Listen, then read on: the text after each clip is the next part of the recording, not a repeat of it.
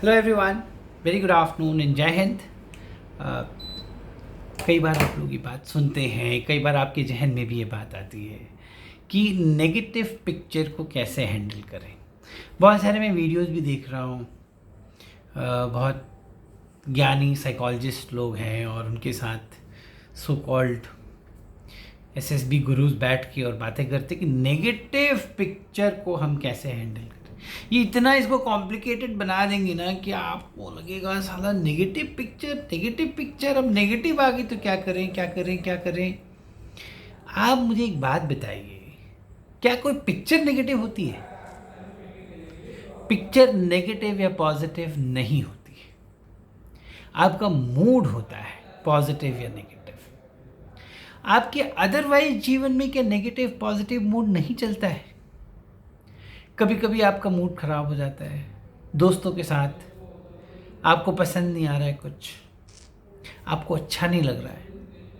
घर पे भी कभी कभी मूड खराब हो जाता है, आप बैठे हैं परंतु कोई बात बुरी लग गई, भाई ने कुछ बोल दिया, पापा ने कुछ बोल दिया, मदर ने कुछ बोल दिया, तो you get into a negative mood. So mood is negative, picture is not negative.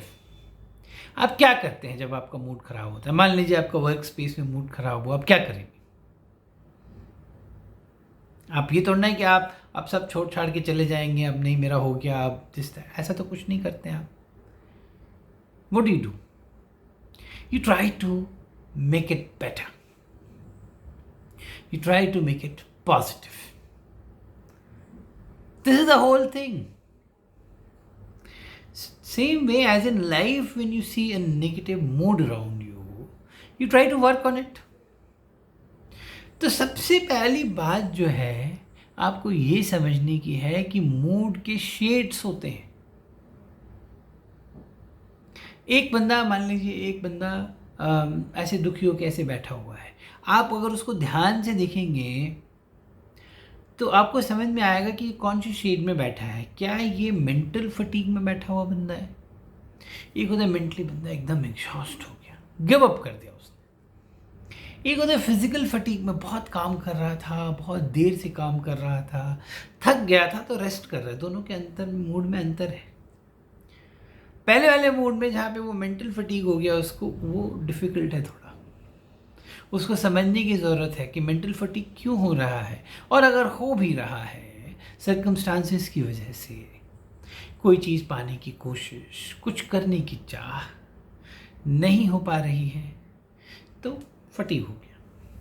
ठीक है, उसके बाद क्या किया उसने? रिवाइंड किया, रिवर्क किया, रीजनरेट किया और उसको ठीक किया। कैसे ठीक किया, क्या किया, कौन से रास्ते को अपनाया, ये अब आपकी इमेजिनेटिव एबिलिटीज पे। How well you imagine it now, उसमें आप कितने एक्शंस डाल सकते हैं, कितने अच्छे तरीके से उसको आप प्रेजेंट कर सकते हैं कि ऐसा हुआ, फिर ऐसा हुआ, फिर उसने ये किया। डिपेंडिंग अपॉन द पिक्चर आपको अब उसमें एक्टिविटीज ऐड करनी है।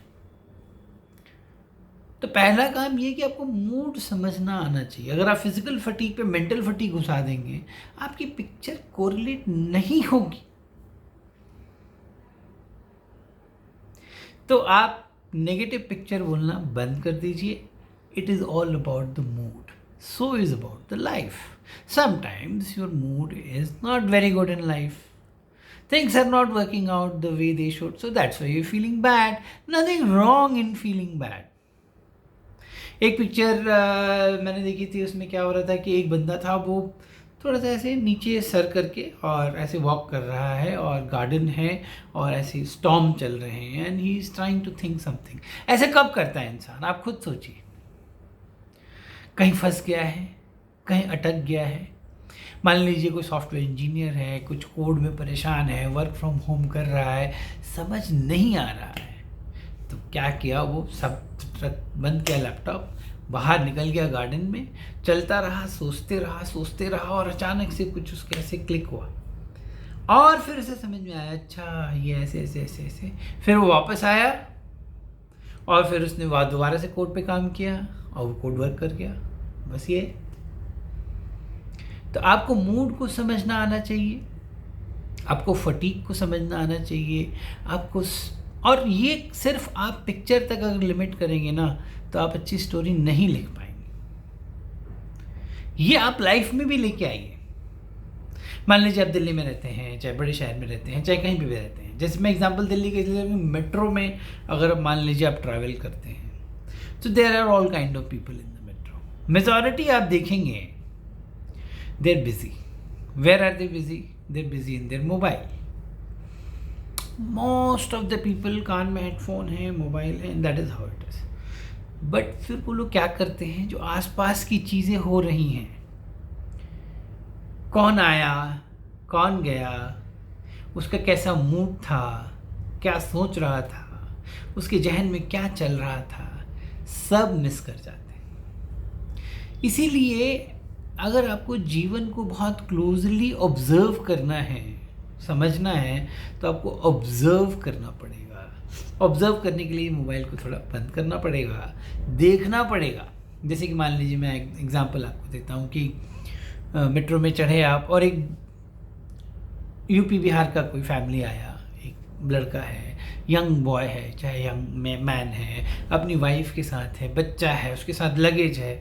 आप कितने इमेजिनेशन इसमें आपको अपने आप आएंगे अगर आप उसे देखेंगे, उसके चेहरे को देखेंगे, उसके एस्पिरेशंस को देखेंगे, उसके बच्चे को देखेंगे। वो पहली बार मान लीजिए आया दिल्ली में, वो बच्चा कैसे देख रहा है चारों ओर मेट्रो को, आपको कैसे देख रहा है। उसकी वाइफ हो सकता है पहली बार दिल्ली में आई है, वो लेडी कैसे दिख रही है। ये बंदा कितने स्ट्रेस में है, कितना फ्री है, सोच रहा होगा कि अभी मैं कहाँ जाऊँगा, तो कहाँ जाना है, तो कहाँ रहना है, तो क्या करना है, तो क्या काम करता होगा वो। आज सोचते जाइए, ऑब्जर्व कीजिए और एब्जॉर्ब कीजिए। एब्जॉर्ब, आपको अपने आप इमेजिनेशंस आने लगेंगे। One of the reasons why we are not able to imagine, one of the reasons why the actions are missing is because we are not there. One of the drawbacks of mobile is this.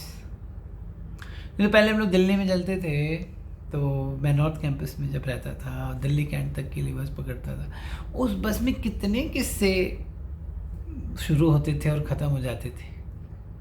But everyone is looking here, there, but now things have changed for good and also for little bad. आप observe करना शुरू करें, लोगों को पढ़ना शुरू करें। Psychology में तो एक पूरा एक सब्जेक्ट ही है जिसको बोलते हैं transaction analysis. Transaction analysis based ही मूड पे, कि अगर आपको मूड समझ में आ रहा है तो आपको उसी हिसाब से ट्रांजैक्ट करना चाहिए।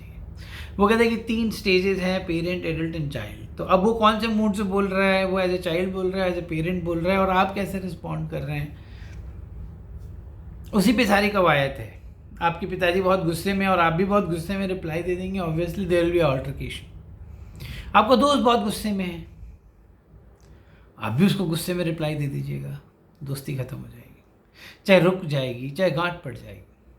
दोस्त गुस्से में हो सकता है उसका मूड खराब होगा, किसी कारण से खराब होगा, आप उस समय चुप हो जाइए, उसको समय दीजिए। वो खुद वापस आके आपको बोलेगा यार सॉरी भाई गलती हो गई। तो गलती होती रहती है भाई उसे। मूड को पढ़ना, मूड को समझना एक कहें तो इंसान को एक वरदान है। Animals cannot read mood, they don't have moods. What they have, they have a plain and pretty simple way of living, but humans know emotions. That is how humans are better than others. समझिएगा इसको, सोचिएगा, जानिएगा, बात करेंगे और बहुत सारी बातें, खूब सारे वीडियोस। सपोर्ट कीजिए इस नए चैनल को, बहुत ज़रूरत है आपकी। थैंक यू एंड जय हिंद।